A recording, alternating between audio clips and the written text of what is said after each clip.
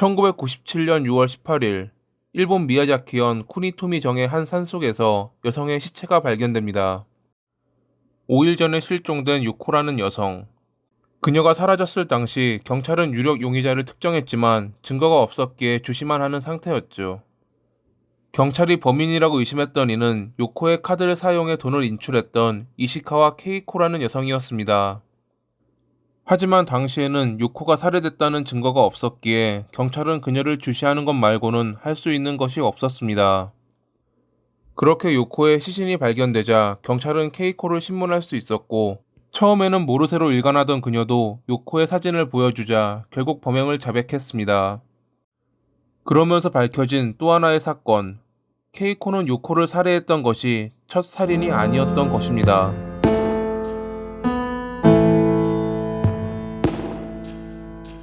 1958년 5월 23일에 태어난 케이코는 평범한 가정에서 평범하게 자랐습니다. 운동을 좋아했던 그녀는 체육계 대학에 진학했는데 스타일도 좋은 미인이었기에 꽤 인기가 있었다고 합니다. 하지만 운동 쪽으로 특출나지 않는 이상 좋은 직업을 얻기는 힘들었고, 그렇기에 그녀는 대학을 졸업한 뒤 아버지가 운영하는 공무소에 격리가 됐습니다. 인근에 사는 친척이 운영하는 모텔의 격리도 맡아 금융기관 대출 담당자와 협상도 하고, 결산 날에는 세무사를 찾아가 상담도 받는 등 열정적으로 일했던 케이코. 그렇게 격리를 맡은 지 10년이 지나 이제는 능수능란하게 일을 처리하던 그녀에게 있어 흠이란 처자식이 있는 남성과 불륜을 저지르고 있다는 것이었습니다. 운동을 좋아했던 그녀는 골프 연습장에 자주 나갔고, 거기서 만난 남성과 불륜을 저질렀던 것이죠. 골프 연습장에서 만났던 이는 불륜남뿐만이 아니었습니다. 후에 케이코의 범행 대상이 될 시즈코와 요코 역시 같은 골프 연습장에서 만나 친해진 사이였다고 합니다. 1996년 8월 29일, 호텔 종업원이었던 시즈코는 일을 마치고 퇴근하는 모습을 마지막으로 실종됐습니다.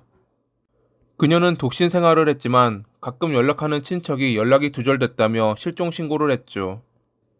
평범하게 살고 직장에도 잘 다니던 그녀가 갑자기 아무런 말도 없이 사라졌다는 것을 확인한 경찰은 사건에 휘말렸을 가능성을 염두에 두었습니다. 그녀의 차가 집 앞에 그대로 남아있는 것으로 보아 퇴근을 했던 그녀가 누군가와 만났고 그 뒤로 문제가 생겼다고 보았던 경찰. 그날 시즈코가 만났던 누군가는 케이코였습니다. 평소 골프 연습장에서 친분을 유지하며 시즈코를 잘 알고 있던 케이코는 그날 그녀에게 당신의 근무처 사장이 급병으로 입원했다라고 속이며 불러냈습니다. 전화로 확인도 할 수 없게 그녀의 집에 직접 방문해 빨리 나오라고 재촉했던 케이코. 그렇게 케이코는 시즈코를 자신의 차에 태웠고 우선 진정하라며 수면제가 든 캔커피를 건넸죠. 이내 그녀가 잠이 들자 케이코는 공무소 폐기물 하치장으로 차를 몰았고 밧줄로 교살한 뒤 가방에 있던 현금 9,500엔을 훔쳤습니다. 그녀는 겨우 하나로 10만 원도 안 되는 돈을 훔치기 위해 살인을 저질렀던 것입니다. 케이코는 준비해둔 비닐 시트와 테이프를 사용해 시즈코를 감싸 구덩이에 파묻었습니다. 다음날 시즈코 행세를 하며 열쇠를 잃어버렸다는 거짓말로 열쇠 수리공을 불러 그녀의 집으로 들어갔던 케이코는 돈이 될 만한 물건들을 훔쳤죠. 골프 가방이나 귀금속을 비롯해 예금 통장과 인감도 발견했지만 직접 은행에 방문해야 했기에 현금을 인출할 수는 없었습니다. 다른 물건들도 작물로 처리해야 했기에 그녀의 손에 들어온 현금은 그리 많지 않았다고 합니다. 아버지가 운영하는 공무점이 300만 엔 정도의 빚이 있고 경영이 힘들어지자 돈을 위해 이러한 범행을 저질렀다는 것이 후에 체포된 그녀의 범행 이유였습니다. 케이코는 시즈코의 직장에 그녀를 가장한 전화를 걸어 다른 곳에서 생활하고 있다는 등 사건 발각을 늦추는 공작을 벌이기도 했죠. 친척의 신고로 경찰은 시즈코의 실종이 살인 사건일 가능성을 염두에 두고 조사했지만 증거를 비롯해 그녀의 시신이 발견되지 않았기에 별다른 진척은 없었습니다. 그로부터 1년 뒤인 1997년 6월 13일에 케이코는 요코에게 상담할 이야기가 있다라며 집으로 초대했습니다. 아버지의 회사가 경영난이라 돈을 좀 빌려달라고 했던 케이코의 부탁을 거절하며 불륜을 지적하고 똑바로 살라 말했던 요코. 그녀의 말에 사리가 생긴 케이코는 수면제가 든 차를 건넸고, 그렇게 요코가 잠들자 교살한 뒤 골프 연습장 인근 야산에 유기했습니다. 그 뒤 케이코는 훔친 열쇠를 이용해 요코의 집에 들어가 자신이 격리로 있는 모텔 쓰레기통에서 가져온 담배꽁초와 콘돔을 침대에 놔둬 위장 공작을 했습니다. 마치 그녀가 남자와 문제가 생긴 것처럼 위장한 것이었죠. 요코의 방에서 현금카드와 비밀번호가 적힌 메모를 발견한 케이코는 이틀에 걸쳐 미야자키역에 있는 ATM에서 총 200만 엔의 돈을 인출했습니다. 범행 5일 뒤 경찰은 요코의 시신을 발견했지만 교우 관계가 넓었던 그녀였고 범인이 별다른 흔적을 남기지 않았기에 수사에 어려움이 있을 것으로 보였습니다. 하지만 케이코가 요코의 현금카드를 사용해 ATM에서 인출할 당시 찍힌 방범 카메라와 방에 남겼던 콘돔으로 인해 경찰은 그녀에게 도달할 수 있었죠.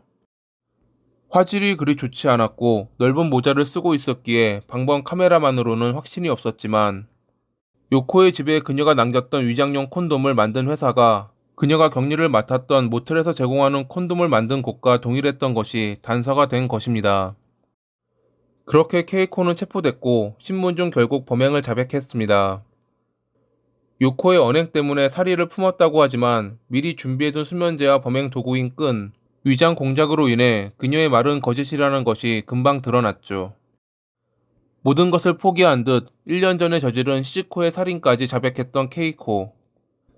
케이코가 말한 장소에서 백골화된 시신이 발견됐고 취합 분석을 통해 시즈코라는 것이 확인되자 그녀는 그해 12월에 2건의 살인 및 유기 혐의로 기소됐습니다. 1심에선 범행 당시 케이코의 정신 상태가 중요 쟁점이었는데 변호사는 그녀가 범행 당시 정신분열증으로 심신모약 상태였고 그렇기에 책임 능력이 한정된다고 변호했지만 검찰 측은 그녀가 정신병 이력도 없고 선악을 판단하고 행동하는 능력에는 문제없다는 정신감정서를 제출하며 반박했습니다. 2001년 6월 20일에 재판장은 다음과 같은 말을 하며 그녀에게 사형을 선고했습니다.